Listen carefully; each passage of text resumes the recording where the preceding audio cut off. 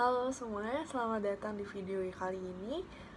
Saya KDV Resta Devi akan memaparkan materi mengenai leader member exchange theory. Ya, ini ada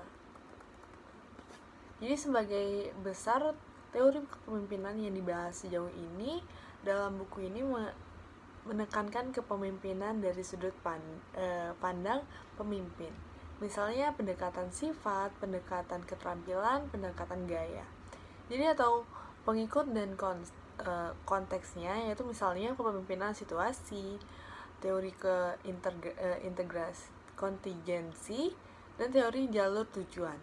Jadi teori pertukaran pemimpin anggota atau LMX ini masih mengambil pendekatan lain dan mengkonseptualisasikan kepemimpinan sebagai proses yang berpusat pada integritasi antara pemimpin dan pengikut, seperti yang diilustrasikan pada gambar yang bisa dilihat di buku, bahwa teori LMX ini menjadikan hubungan di antara pemimpin dan pengikut sebagai titik fokus dan proses kepemimpinannya.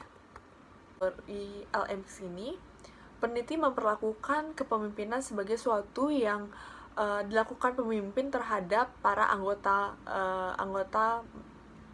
organisasi mereka.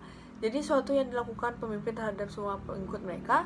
Asumsi ini menyatakan bahwa pemimpin memperlakukan pengikut secara kolektif sebagai kelompok menggunakan gaya kepemimpinan rata-rata.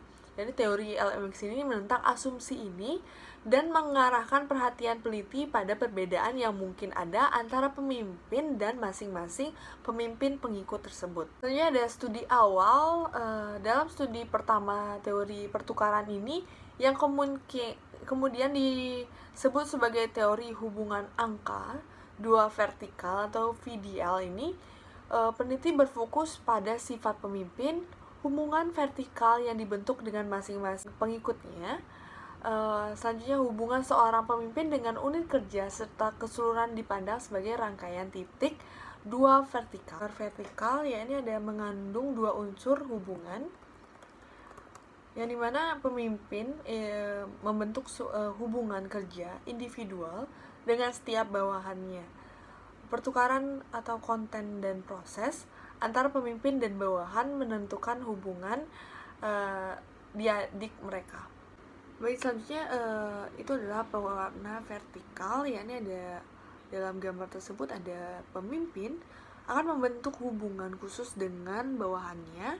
Masing-masing hubungan ini terlihat istimewa dan memiliki karakteristik tersendiri dalam hubungan tersebut.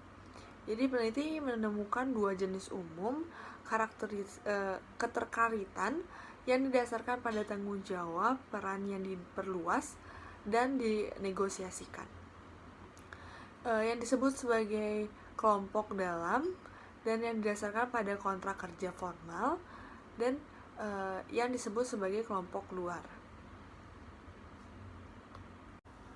Jadi dalam unit kerja, organisasi bawahan menjadi bagian dari kelompok dalam atau kelompok luar berdasarkan seberapa baik mereka bekerja dengan pemimpin dan seberapa baik pemimpin bekerja dengan mereka.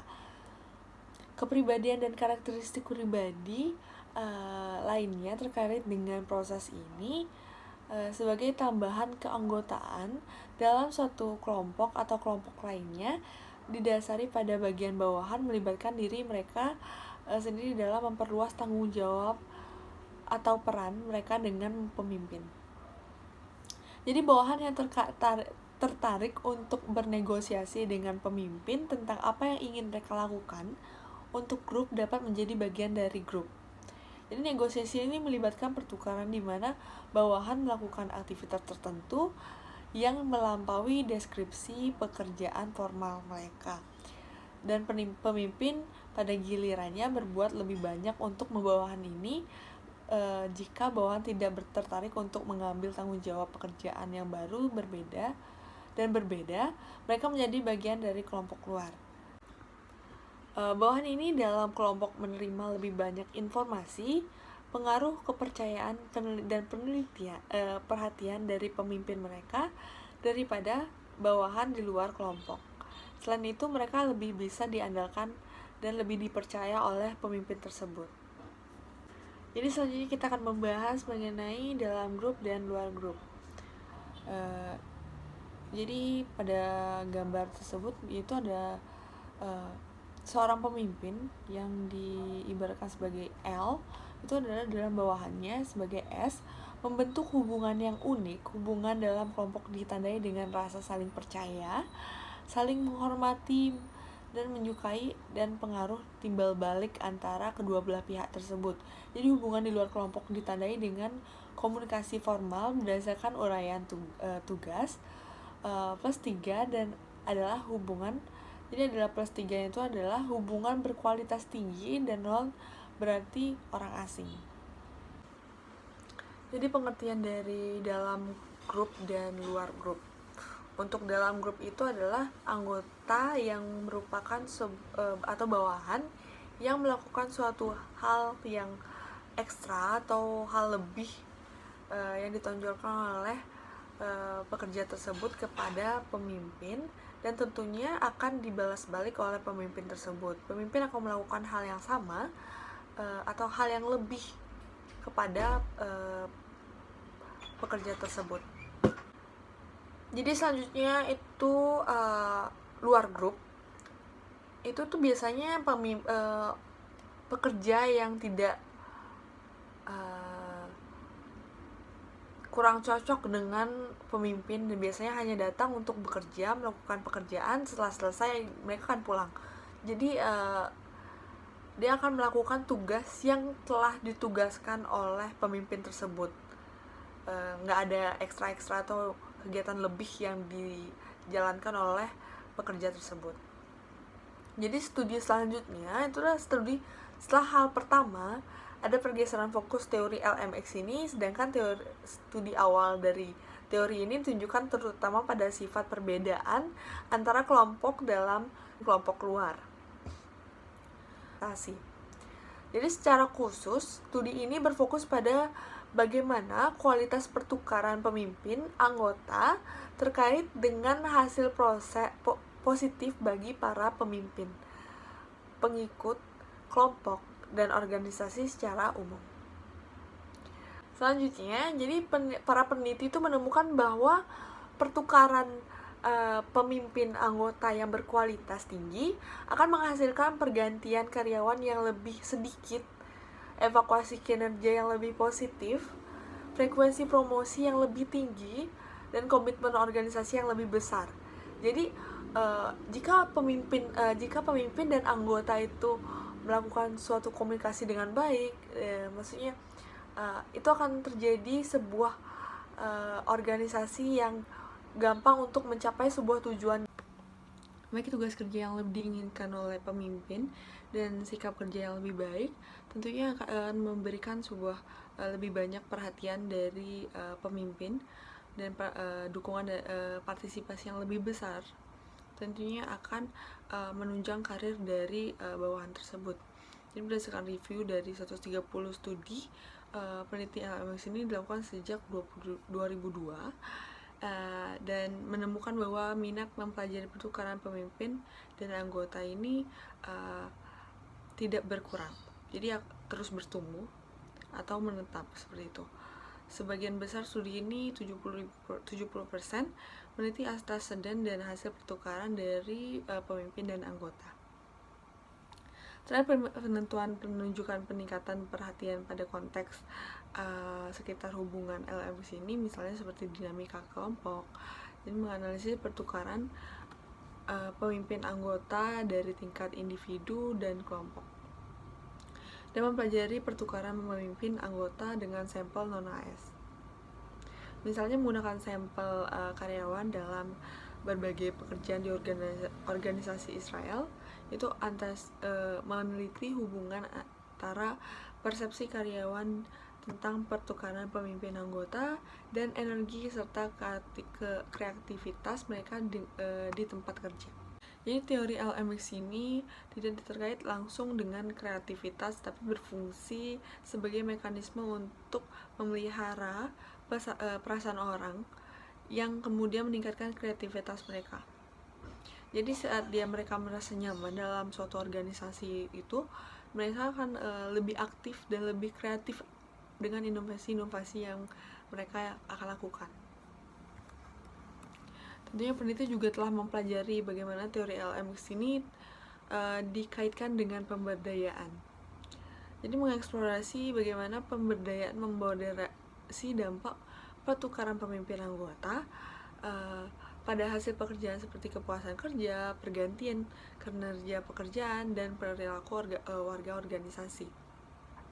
Berdasarkan 2 sampel alumni perguruan tinggi, mereka menemukan bahwa pemberdayaan dan kualitas pertukaran pemimpin dan anggota ini memiliki sedikit efek sinergi yang pada hasil kerja. Kualitas pertukaran pemimpin anggota paling penting bagi karyawan untuk yang merasa sedikit pemberdayaannya.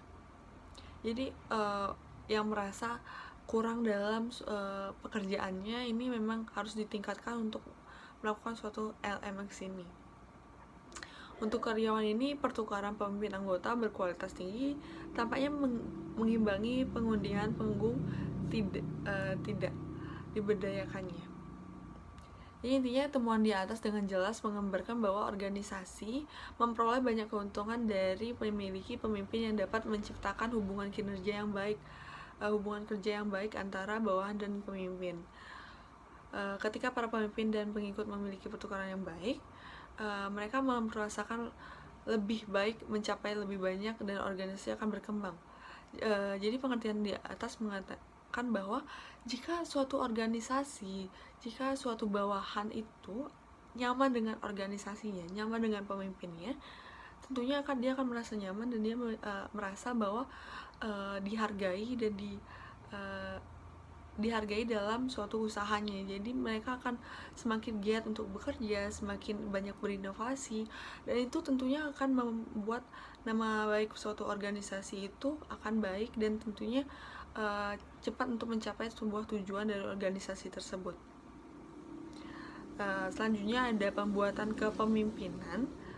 Jadi peneliti teori LMX ini memulai fokus pada bagaimana pertukaran antara pemimpin dan bawahan dapat digunakan untuk pembuatan kepemimpinan. Jadi pembuatan kepemimpinan ini adalah pendekatan preskriptif kepada kepemimpinan yang menekankan bahwa seorang pemimpin harus mengembangkan pertukaran berkualitas tinggi dengan semua bawahannya pemimpin daripada hanya dengan beberapa. Ini mencoba untuk membuat setiap bawahan merasa seolah-olah dia adalah bagian dari kelompok dalam, dan dengan demikian menghindari ketidakadilan dan implikasi negatif berada di luar kelompok. Jadi pemimpin diharapkan agar bersikap adil antara dalam kelompok dan luar kelompok agar tidak terjadi ketimpangan antara kedua belah pihak tersebut. Jadi secara umum pembuatan kepemimpinan mempromosikan kemitraan di mana pemimpin mencoba membangun pasangan yang efektif dengan semua karyawan di unit kerja. Selain itu, pembuatan kepemimpinan menunjukkan bahwa pemimpin dapat menciptakan jaringan kemitraan di seluruh organisasi tanpa terkecuali, yang akan menguntungkan tujuan organisasi dan kemajuan karir pemimpin itu sendiri. Jadi jika organisasi itu terlihat bagus, jika organisasi itu cepat mencapai tujuan, itu akan membuat karir dari pemimpin itu sendiri akan terlihat baik di mata masyarakat dan organisasi tersebut. Jadi Grant itu menyebutkan bahwa pembuatan kepemimpinan berkembang secara progresif dari waktu ke waktu dalam 3 fase. Jadi yang pertama ada fase orang asing, yang kedua adalah fase kenalan, dan ketiga ada fase kemitraan matang. Selama fase 1 ini, fase orang asing ini terinteraksi dalam angka 2 pemimpin bawahan, umumnya terkait aturan, sangat bergantung pada hubungan kontrak. Jadi para pemimpin dan bawahan berhubungan satu sama lain dalam peran organisasi yang ditentukan. Jadi mereka memiliki pertukaran berkualitas rendah. Pertukaran antara bawahan dan anggota itu sedikit terjalin dalam fase pertama ini. Mirip dengan anggota kelompok luar yang dibahas sebelumnya di bab ini, bawahan tunduk pada pemimpin yang formal yang memiliki status yang hierarki untuk tujuan mencapai imbalan ekonomi yang dikendalikan oleh pemimpin. Jadi sama seperti luar kelompok, jadi dia hanya berpusat atau berfokus pada tugas yang diberikan kepada pemimpin kepada bawahannya itu. Motif bawahan selama fase orang asing ini diarahkan pada kepentingan pribadi dari kebaikan kelompok. Dalam studi tahap awal, penghubungan hubungan pemimpin anggota menemukan bahwa pemimpin mencari pengikut untuk menunjukkan antusiasme, partisipasi, keakraban, ekstraversi di sebuah organisasi tersebut. Jadi sebenarnya sama aja sih, pemimpin akan mencari pengikut yang menunjukkan antusias yang lebih tinggi, dan itu akan membuat pemimpin itu akan merasa nyaman, bawahan pun juga akan merasa nyaman tentang kedekatan mereka. Dan tentunya seperti yang saya sudah bilang sebelumnya, jika suatu organisasi itu berjalan dengan baik, apalagi komunikasinya berjalan dengan baik, itu akan membuat organisasi itu akan terlihat baik dan akan mencapai tujuannya dengan cepat. Jadi untuk fase kedua ini adalah fase kenalan, dimana dimulai dengan tawaran oleh pemimpin atau tawaran untuk pertukaran sosialisasi berorientasi karir yang lebih baik, yang melibatkan lebih banyak sumber daya dan informasi pribadi atau terkaitan pekerjaan. Jadi ini adalah periode pengujian bagi pemimpin dan bawahan untuk menilai apakah bawahan tertarik untuk mengambil lebih banyak peran dan tanggung jawab yang diberikan oleh pemimpin kepada bawahan tersebut. Selama waktu ini, pasangan bergeser dari interaksi diatur secara ketat oleh deskripsi dan bergerak menuju cara baru untuk berhubungan. Jika diukur dengan teori LMS ini, dapat dikatakan bahwa kualitas pertukaran mereka memang menjadi kualitas menengah. Jadi ada di tengah-tengah. Meningkatkan menjadi kualitas pasangan yang sukses, dan fase kenalan ini mulai berkembang kepercayaan dan rasa hormat yang lebih besar satu sama lain, lebih lanjut tentang tujuan dan sasaran kelompok. Jadi saat pemimpin merasa yakin untuk memberikan suatu kegiatan lebih atau kerja lebih terhadap karyawan ini, jika misalnya karyawan ini atau bawahan ini tertarik untuk mengambil lebih banyak peran dan tanggung jawab, dia masih ada di fase menengah. Dan jika misalnya selanjutnya itu pada fase ketiga, jadi kemitraan yang matang ditandai dengan pertukaran pemimpin anggota yang berkualitas tinggi. Orang-orangnya telah menunjukkan kehadapan menuju ke tahap ini adalah dalam hubungan mereka dengan mengalami rasa saling percaya, rasa hormat, kewajiban yang tinggi terhadap satu sama lain antara bawahan dan pemimpin. Jadi mereka telah menguji hubungan mereka yang menunjukkan bahwa mereka dapat bergantung satu sama lain. Jadi sama-sama menguntungkan dari kedua belah pihak. Dalam kemitraan yang matang ada tingkat timbal balik yang tinggi antara pemimpin dan bawahan. Jadi masing-masing mempengaruhi dan dipengaruhi oleh orang yang lain. Sebagai contoh, dalam sebuah studi terhadap 75 manajer bank dan 58 manajer teknik, menemukan bahwa hubungan pemimpin dan anggota yang baik lebih egaliter, dan bahwa pengaruh dan kontrol lebih seimbang antara atasan dan bawahan. Selain itu, fase 3 ini para anggota dapat bergantung satu sama lain untuk mendapatkan bantuan dan bantuan khusus.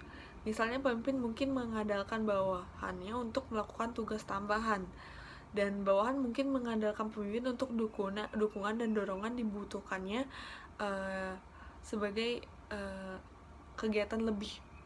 Jadi dan intinya adalah bahwa para pemimpin itu dan bawahan tertarik bersama dalam cara-cara produktif yang melampaui hubungan kerja yang didefinisikan secara hierarki tradisional. Jadi bukan cuman ini adalah kegiatan lebih yang diberikan oleh pemimpin kepada bawahannya.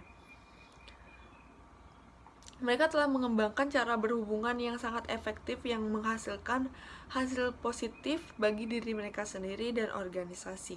Akibatnya kemitraan bersifat transformasional ini karena mereka membantu para pemimpin dalam mengikuti dan bergerak melampaui kepentingan diri mereka sendiri untuk mencapai kebaikan jadi yang lebih besar dari tim dan organisasi. Jadi dengan adanya kegiatan yang lebih itu akan cepat untuk mencapai tujuan dari organisasi tersebut.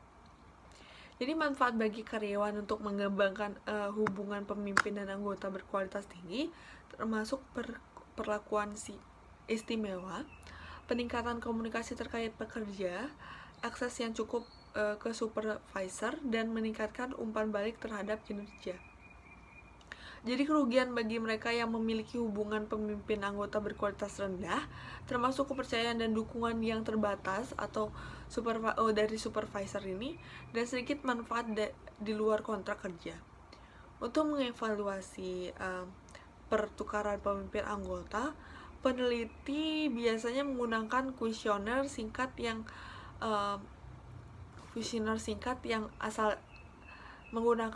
yang meminta para pemimpin dan pengikut itu untuk melaporkan keefektifan hubungan kerja mereka. Jadi kuesioner itu menilai sejauh mana respon dan mengungkapkan rasa hormat kepada para pemimpinnya, rasa percaya dan kewajiban dan pertukaran mereka dengan orang lain. Selanjutnya itu adalah bagaimana teori LMX ini bekerja. Jadi teori LMX ini bekerja dalam dua cara. Ini menggambarkan kepemimpinan dan itu menentukan kepemimpinan. Dalam kedua contoh tersebut, konsep sentralnya adalah hubungan diet yang dibentuk oleh seorang pemimpin dengan sikap bawahannya. Secara deskriptif, teori LMX ini mengemukakan bahwa penting untuk mengenali keberadaan in-group dan out-group dalam satu kelompok atau organisasi. Perbedaan dalam bagaimana tujuan dicapai dan oleh kelompok dalam dan kelompok luar sangat besar. Bekerja dengan kelompok memungkinkan seorang kepemimpin untuk menyelesaikan lebih cepat tugas yang ditujukan oleh pemimpin itu untuk mencapai tujuan. Anggota dalam kelompok bersedia melakukan lebih dari yang diminta dalam uraian tugas mereka dan mencapai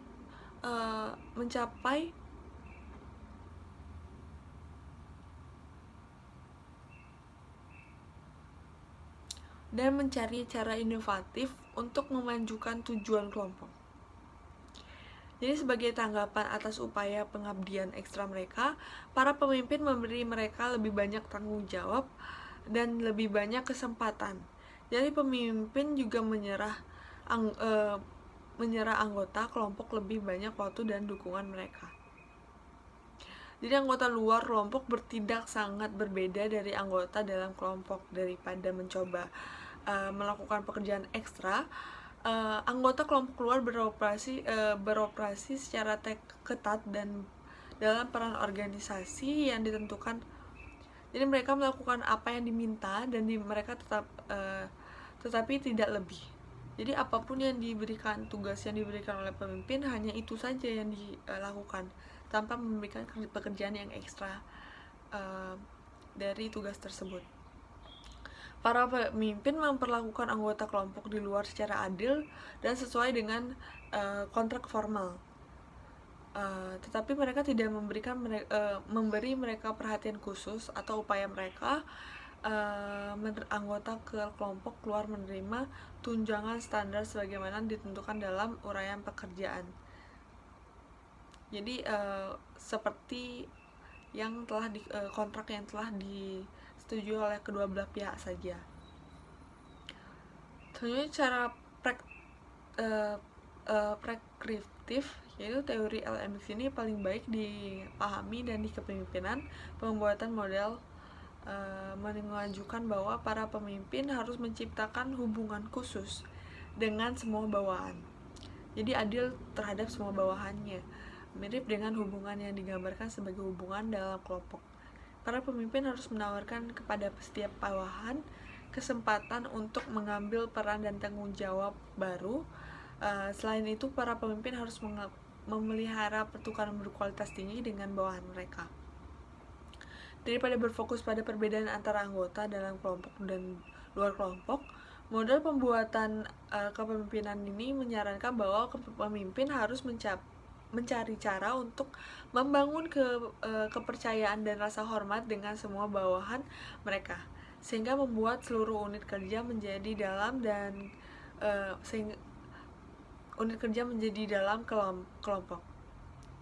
Jadi tanpa terkecuali, jadi bawahan tersebut akan dijadikan sebagai dalam kelompok. Selain itu, pemimpin harus melihat melampaui unit kerja mereka, menciptakan kualitas yang tinggi kemitraan dengan orang-orang di seluruh organisasi tersebut. Baik deskriptif dan preskriptif, teori LMX ini bekerja dan memfokuskan perhatian kita pada hubungan khusus dan unik yang diciptakan oleh pemimpin dan anggota. Ketika hubungan ini berkualitas tinggi, tujuan pemimpin, pengikut, dan organisasi semuanya akan maju. Kekuatan teori LMX ini memberikan beberapa kontribusi positif untuk pemahaman kita tentang proses kepemimpinan. Jadi pertama, ini adalah teori deskriptif yang kuat, secara intuitif masuk akal untuk mendeskripsikan bahwa unit kerja dalam hal mereka yang berkontribusi lebih banyak dan mereka yang berkontribusi lebih sedikit atau minimal untuk organisasi. Siapapun yang pernah bekerja di suatu organisasi pasti pernah merasakan kehadiran in-group dan out-group. Terlepas dari potensi kerugian kelompok luar, kita semua tahu bahwa pemimpin memiliki hubungan khusus dengan orang-orang tertentu yang membuat lebih banyak dan mendapatkan lebih banyak perhatian oleh pemimpin tersebut. Jadi kita mungkin tidak seperti ini karena tampaknya tidak adil. Memang jika satu orang diperlakukan lebih, itu akan tidak adil bagi anggota lainnya. Tetapi ini adalah kenyataan dari teori LMX ini tentang menggambarkan situasi ini secara akurat. Jadi teori LMX ini memvalidasi pengalaman kami tentang bagaimana orang dalam organisasi itu berhubungan satu sama lain dengan pemimpin. Beberapa kontribusi lebih banyak dan menerima lebih banyak, yang lain berkontribusi lebih sedikit dan mendapatkan lebih sedikit. Jadi imbang. Jika dia bekerja lebih, dia akan mendapatkan hal yang lebih. Jika dia bekerja standar, dia akan mendapatkan hasil yang biasa saja.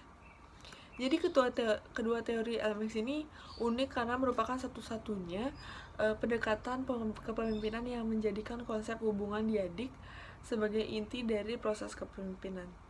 Pendekatan lain menekankan karakteristik pemimpin pengikut, konteks dan kombinasi dari ini.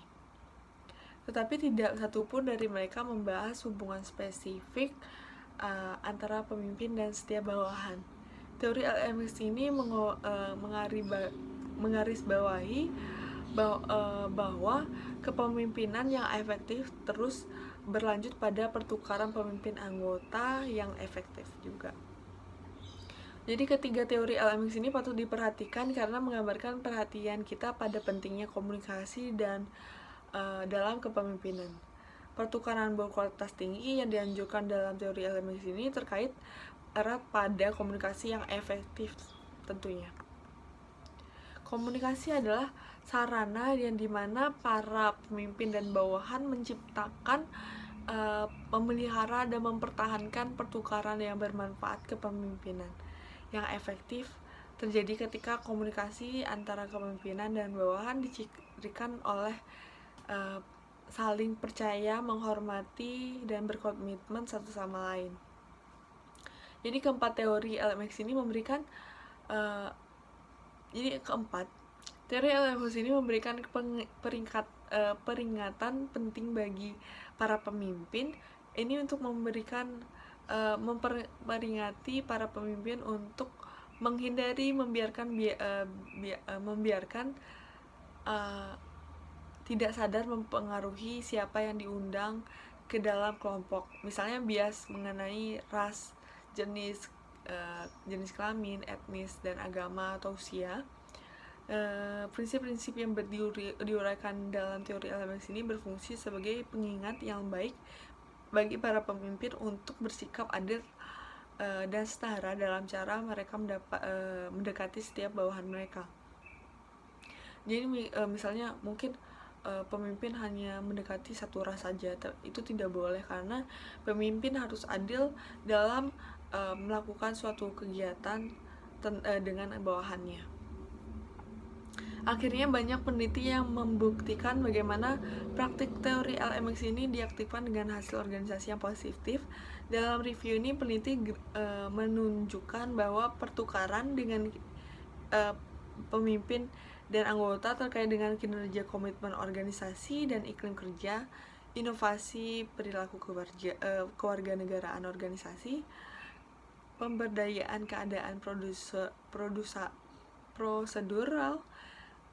prosedural dan distributif, kemajuan karir dan banyak hal penting lainnya Jadi banyak hal penting lainnya itu variabel organisasi dengan menggantikan penggunaan teori LMX ini dengan hasil nyata.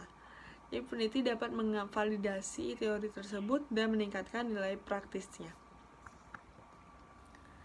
Untuk kritik dari LMX ini juga memiliki beberapa keterbatasan.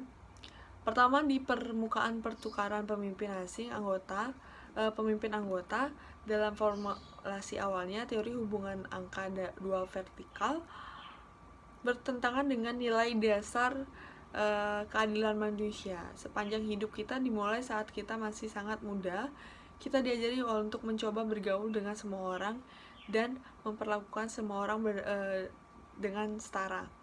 Kami juga diajarkan bahwa adalah salah satu untuk membentuk kelompok atau kritik, karena budaya kita penuh dengan contoh orang dari berbagai jenis kelamin, usia, budaya. Meskipun teori LMX ini tidak dirancang untuk melakukannya, ia mendukung pengembangan kelompok istimewa di tempat kerja. Dengan melakukan itu, tampak tidak adil dan diskriminatif, selanjutnya seperti dilansir oleh McLean.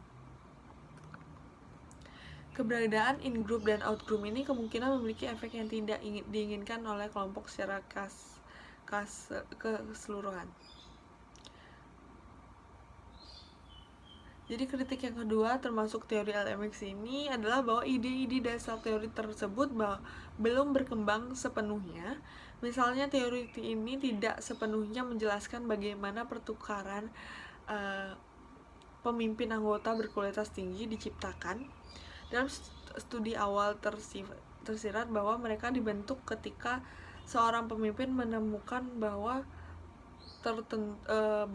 bawahan tertentu lebih cocok dalam hal kepribadian, keterampilan interpersonal, dan kompetensi pekerjaan.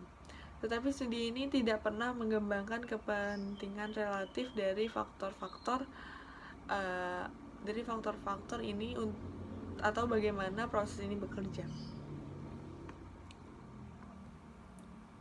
Untuk kritik ketiga terhadap teori tersebut adalah bahwa peneliti belum memadai menjelaskan faktor-faktor konseptual yang mungkin berdampak pada hubungan LMX ini. Sejak pertukaran pemimpin anggota sering mempelajari Secara terpisah, para peneliti belum memeriksa dampak potensi dari variabel lain pada diet LMX ini. Misalnya, norma tempat kerja dan variabel budaya organisasi lainnya cenderung mempengaruhi pertukaran pemimpin anggota.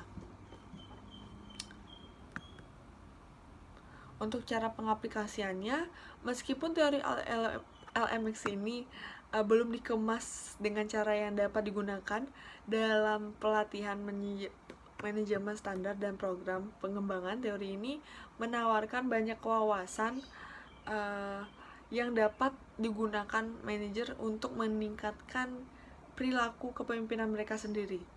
Terutama teori LMX ini mengarahkan manajer untuk menilai kepemimpinan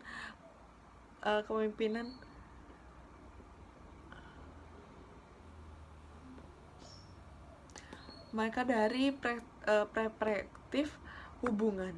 Penilaian ini akan membantu para manajer peka terhadap bagaimana kelompok dalam dan luar berkembang di dalam suatu unit kerja mereka sendiri. Selain itu, ide teori LMX ini dapat digunakan untuk menjelaskan bagaimana individu menciptakan jaringan kepemimpinan di seluruh organisasi untuk membantu mereka menyelesaikan pekerjaan dengan lebih efektif. Jadi sekian pemaparan materi dari pertukaran pemimpin dan anggota ini. Sekian dari pemaparan kali ini. Terima kasih telah menonton dan sampai jumpa.